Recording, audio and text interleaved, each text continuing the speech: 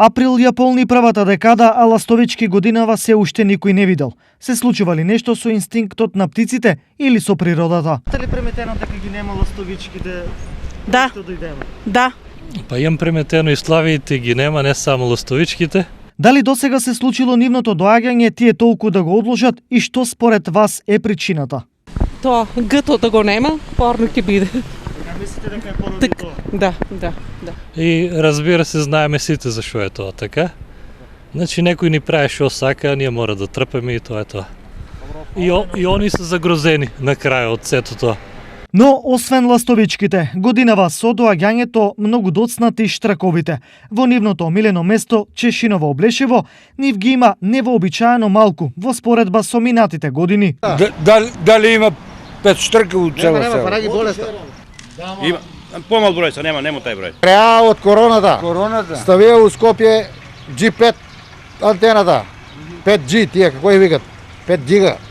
Ставија у Куманово 5 giga, гледаш почнаа да мреат народот. Народот се освесте малку. Времето и за ни така влијае и готово. Нема што да јадат. Нема вода више, нема.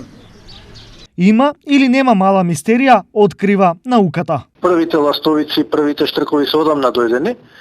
Тоа не значи дека главнината на популацијата е пристигната, се уште трае миграцијата пролетна, таа ќе трае во текот на април, за некои видови други во текот на мај.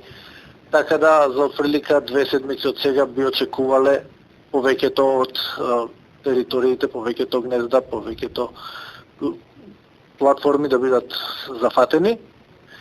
Можно е ова заладување во претходната седмица да го одолжи овој период, теоретски возможно дури да предизвика и помасовна смртност, меѓутоа за тоа ќе знаеме дури некаде на крајот на месецот, доколку воопшто нели биде регистрирано такво нешто. Оваа ситуација која речиси не дозволува природата, оваа пролет да ја почувствуваме на сите начини.